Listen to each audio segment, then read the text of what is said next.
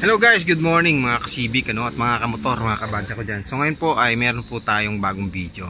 Ngayon po ay mag-i-install tayo ng clear na timing belt cover.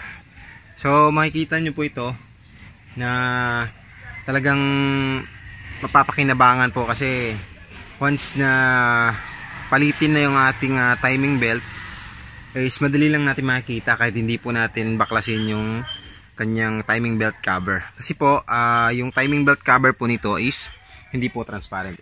So po, ito po yung ating engine. At ito po yung kinatawag kong valve cover. Timing belt cover. Ito. So ito po yung nabili natin. Ito. So nung isang araw pa po ito dumating. Kaso ngayon lang po natin i-install kasi sobrang busy po natin. So ngayon, ito po siya. Ayan. Ito po pala ay available para po sa mga Civic EK. So kung makikita nyo, talaga namang napakaganda. Ayan.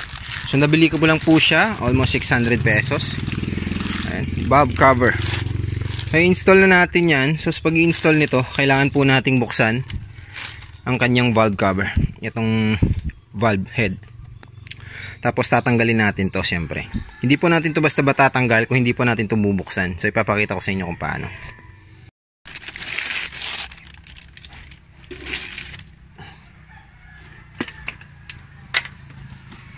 Tanggalin lang muna natin to. Ayan. Ayan po, pati ito.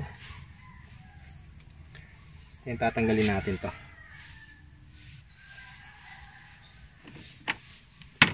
So po, sa pagbubukas nito ay gagamit po tayo ng gis na yabe.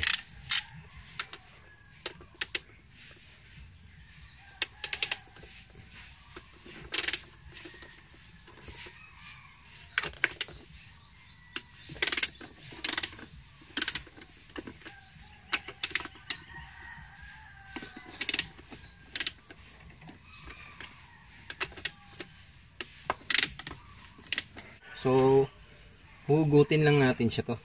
Aangat lang natin. Ganun.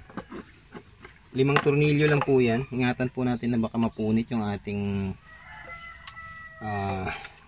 rubber na gasket. Ayan. Nakikita na po natin yung ating head. Ating mga valve. Ayan. Ingatan lang natin itong kanyang rubber baka mapunit. Ilagay lang natin dyan. Tapos meron po pala ditong tornilyo para tanggalin. Dito po yung isa, saka nandito yung isa. So natanggal ko na po yan kasi nga po balak ko sana tanggalin lang to. So natanggal ko na po yan matagal na. So hindi naman po siya gumagalaw or hindi naman po siya naapektuhan kapag wala yung dalawang tornilyo na yan. So sa pagtatanggal din, tanggalin natin yung dipstick. Hatin natin yung dipstick para matanggal natin tong valve cover nya. Yung timing belt cover pala. Ayan. So makikita din natin dyan yung belt natin. Syempre kapag medyo may bitak na, alam nyo naman mahirap ang maputulan ng valve ng timing belt. Kaya lang tatanggalin ko muna. Mahirap kung isang kamay. So yun nga po, natanggal na natin. At i-check na rin po natin yung ating timing belt. Kung meron pong punit or meron pong medyo crack na. Para iwas po tayo sa top overhaul. Once po kasi na naputol itong timing belt, isang malaking problema po. Babaluktot po yung mga valve nyan. Sa ibabaw, ito po, babaluktot po lahat yan. So sa nakikita natin is parang okay naman po yung ating timing belt. Okay pa naman po siya. So madali po natin siyang makikita kapag meron na po tayong ito po.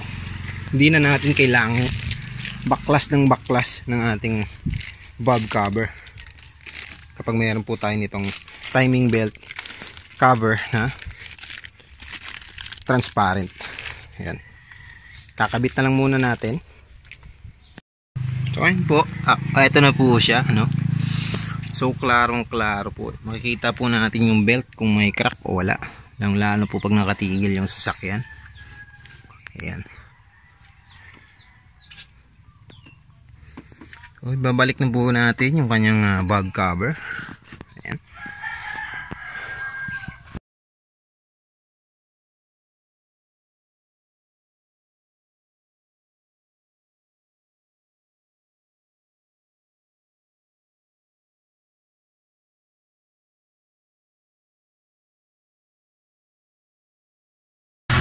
Ayun, eto na po, ano?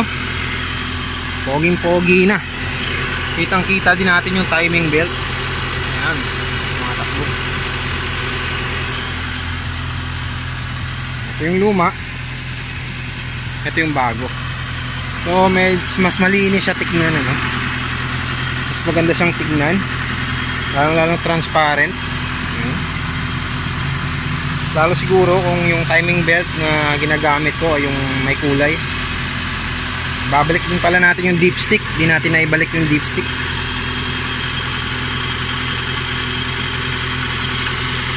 Ayan. At okay na. Tapos na natin.